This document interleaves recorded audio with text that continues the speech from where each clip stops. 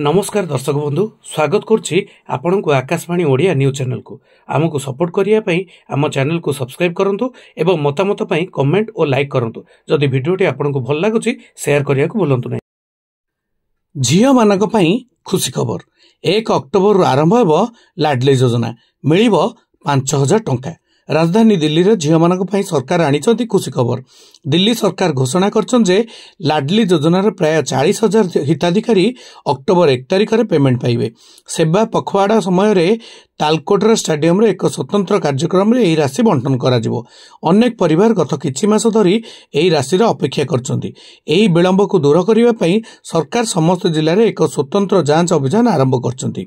अधिकारी माने जेउ झियो मानकर आवेदन प्रक्रिया असंपूर्ण थिला, जेउ माने स्कूल परिवर्तन करथिले किंबा जेउ माने पाठ पढ़ा छाडी दैथिले सेमानकर एक तालिका भी प्रस्तुत होइछि। वर्तमान समस्ते विचाराधीन मामला समाधान करा जाइछि एवं पेमेंट पई प्रस्तुत समाप्ति होइछि। लाडली योजना अनुसार जनवरी 2008 रे दिल्ली रे आरंभ कराइथिला। एहार उद्देश्य कन्या संतान जन्म को उत्साहित करबा एवं सेमानकर शिक्षार प्रत्येक पर्याय रे आर्थिक सहायता प्रदान करबा। योजनार अधीन रे हॉस्पिटल रे जन्म पई 11,000 टंका एवं घरे जन्म पई 10,000 टंका प्रदान कराइथिला। एहा परे 10,000 टंका प्रदान करा जियो परे श्रेणी 1 प्रथम षष्ठ नवम एवं दशम रे प्रवेश कले 5,000 टंका मिलिबो। एही राशि सीधा सड़क प्राप्त हुए नहीं। एहाकू एसबीआई जीवन बीमा रे एक मियादी जमा भाव रे जमा करा जे। झियोटे 18 वर्ष बयस हेले किंबा दशम श्रेणी पूरण कले परिवार सुध सहित एही राशि उठाई परिबे। एही राशि झियोटे उच्च शिक्षा दक्षता तालीम किंबा एक छोट उद्योग आरंभ करिवा पई व्यवहार करा जाई परिबो।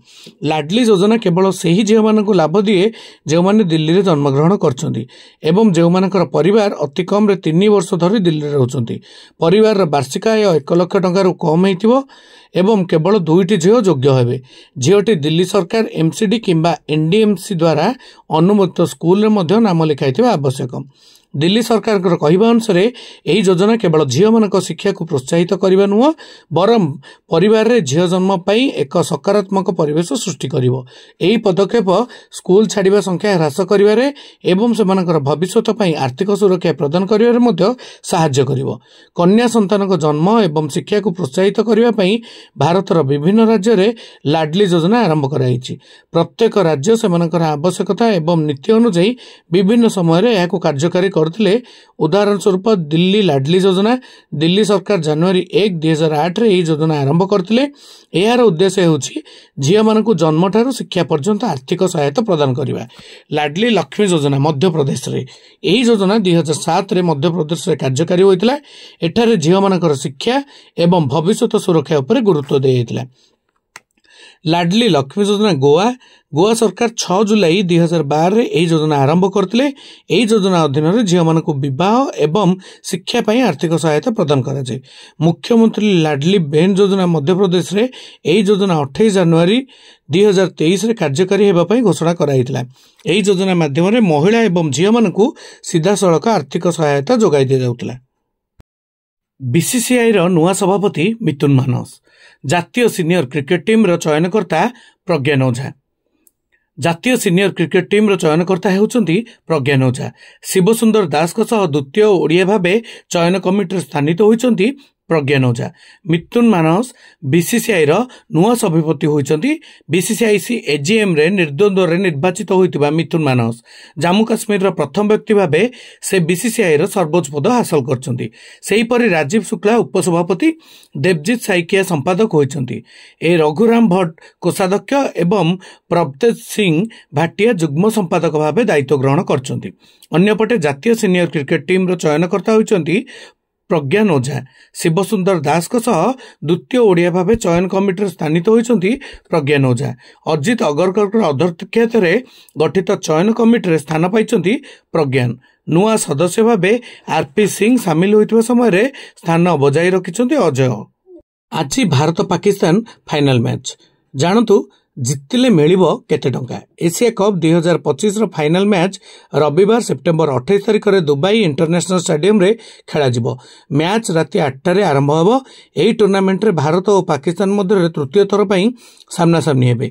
सूर्य कुमार यादव को नेतृत्व रे टीम इंडिया पूर्वरु 2टी मैच जीतिछि। टीम इंडिया ए पर्यंत एही टूर्नामेंट रे गोटे भी मैच हारि नाही। तेणु भारत फाइनल रे पाकिस्तान को परास्त करी टाइटल जितबाकू लक्ष्य रखिबो। जेतेबेले पराजित दल को मोटा अंकर टंका मिलिबो। एशिया कप 2025 जीतिथिबा दल को 2.60 कोटी टंका पुरस्कार राशि मिलिबो। भारत कि पाकिस्तान केउ दल एही फाइनल जितिबो ताहा देखिबाकू बाकी रहिला। यह सहित रनर्स अफ दल को 1.30 कोटी टंका मिलिबो। एही वर्ष पुरस्कार राशि 50% वृद्धि कराଯାଇଛି। यह सहित तृतीय स्थान अधिकार करथिबा दल को 5.3 मिलियन एवं चतुर्थ स्थान अधिकार करथिबा दल को 3.9 मिलियन पुरस्कार मिलिबो। एशिया कप 2025 8टी दल अंशग्रहण करथिले, जेउतरे ग्रुप पर्यायर 4टी दल परास्त होइतिले। यह व्यतीत टीम इंडिया पाकिस्तान श्रीलंका एवं बांग्लादेश सुपर 4 पई योग्यता अर्जन करथिले। सुपर 4 रे परास्त हेबा परे श्रीलंका एवं बांग्लादेश बाद पड़थिले। एशिया कप 2025 रे टीम इंडिया पई एक उल्लेखनीय वर्ष होईछि। भारतीय दल ए पर्यंत 6टी मैच खेलिछि एवं समस्त मैच जीति सेमाने 6 पॉइंट विजय हासिल करछन्ति। किए एही त्रिशा विवेक थोसर सोशल मीडिया रे खोजुचंती लोके। जेतेबेले त्रिशा पुरस्कार ग्रहण करने को मंच को आसते राष्ट्रपति द्रौपदी मुर्मू तांको व्यक्तिगत भावे अभिनंदन जणाइथिले। एही मुहूर्त रे पूरा विज्ञान भवन करताळीर गुंजरण रे मुखरित होई उठिथिला। त्रिशा कहिथिले मु बहुत खुशी अछि ओ एही सम्मान पई कृतज्ञ। दिल्लीर विज्ञान भवन रे 23 सेप्टेम्बर रे 71तम जातीय चलचित्र पुरस्कार उत्सव रे एक भव्य आयोजन होइतिला। एही उत्सव रे भारतीय सिनेमार श्रेष्ठ कलाकार और सृजनशील प्रतिभा को सम्मानित कराइतिला। राष्ट्रपति द्रौपदी मुर्मू श्रेष्ठ अभिनेता, श्रेष्ठ अभिनेत्री और श्रेष्ठ निर्देशक समेत अनेक मुख्य विभाग रे पुरस्कार प्रदान करथिले। साड़ी रे सज्जित त्रिशा विवेक थोसर तांकर निरीह हस और सरलता द्वारा समस्त मन किणी नैथिले। से मराठी चलचित्र नाल 2 पई श्रेष्ठ शिशु कलाकार पुरस्कार हासिल करथिले। विशेष कथा हैला त्रिशा एही चलचित्र शूटिंग सेतेबेले संपूर्ण करथिले जेतेबेले तांको मात्र 3 वर्ष बयस होइतिला। जेतेबेले त्रिशा पुरस्कार ग्रहण करिया को मंच को आसथिले राष्ट्रपति द्रौपदी मुर्मू तांको व्यक्तिगत भावे अभिनंदन जणाइथिले। एही मुहूर्त रे पूरा विज्ञान भवन करताळीर गुंजरण रे मुखरित होइतिला। एही वर्ष श्रेष्ठ बाल कलाकार विभाग रे मोट 5 जन शिशु को सम्मानित कराइतिला। त्रिशांक सह श्रीनिवास पोखेल, भार्गव जगताप, कबीर खंदारे और सुकृति बेणी को मध्य ए पुरस्कार मिलिथिला। तेबे त्रिशांकर निरीहता और हस तांको संध्यार प्रकृत तारका कर देइतिला। सुना ना रूपा केउंथरे तयारी एशिया कप ट्रॉफी। 28 सेप्टेम्बर रे भारत एवं पाकिस्तान मध्य रे एशिया कप 2025 रो फाइनल मैच दुबई अंतर्जातीय क्रिकेट स्टेडियम रे खेला जिवो। विजेता दल को एक चमकदार ट्रॉफी मिलिबो। एही ट्रॉफी विषय रे विस्तृत तथ्य आसंतु जानी रखिबे। एशिया कप रो 41 वर्ष इतिहास रे यह प्रथम थर जे भारत एवं पाकिस्तान फाइनल रे परस्पर मुहामुही हेबाकू जाउछन्ती।